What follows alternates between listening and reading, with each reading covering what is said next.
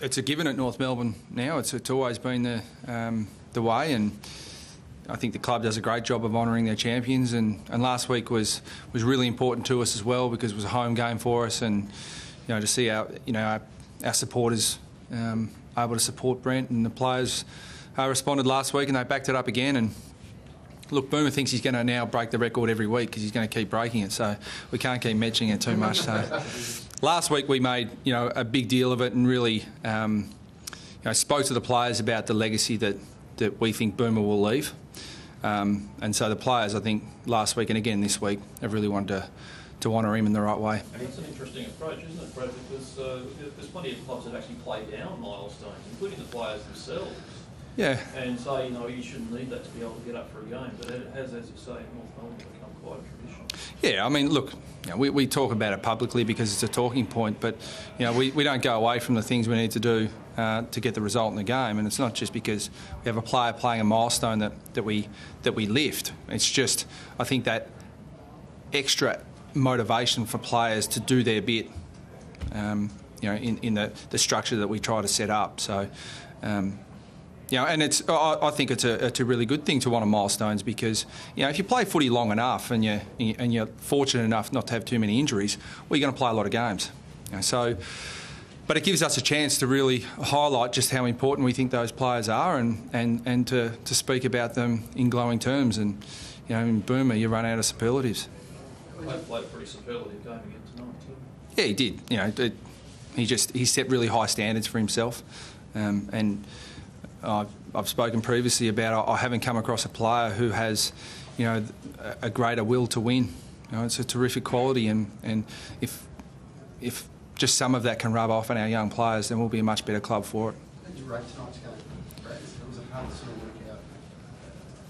Yeah, the weather played a part. I mean, I thought we got off to a terrific start and set the game up the way we want it to be played, and it unfolded that way early, and then the rain set in, and it made it a fairly scrappy, slippery affair where it was tended to be a bit of an error-riddled game.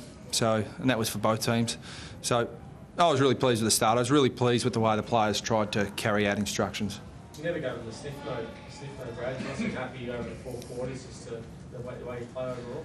Yeah, but we had a really good lead into that, Nick. I mean, we've watched West Coast get out to a 5 or 6 goal lead, and then the Gold Coast claw back into the game and really look at one stage like they were going to snatch it. The same in the Port Adelaide game. So we didn't for a second underestimate their talent, and they slaughtered us in the clearances today. So they were second in the competition coming into the game. I suspect they've now gone back to number 1 again. So that's an area of the game we were badly beaten in. And Andrew Swallow, Jack Zeeble, Daniel Wells, Levi Greenwood, they pride themselves on that part of the game. So they'll be disappointed to see the numbers against them in the clearance area. It's a bit of problem all season. I don't know your stats that way. No, we're right up there. I wish our clearance ranking equalled our ladder ranking, but it doesn't, unfortunately. I'm sure the Gold Coast wish the same. You must have been very happy with Daniel Wells' game, apart from that aspect. Yeah, he was. I thought he was the most dominant player on the ground, the most influential player.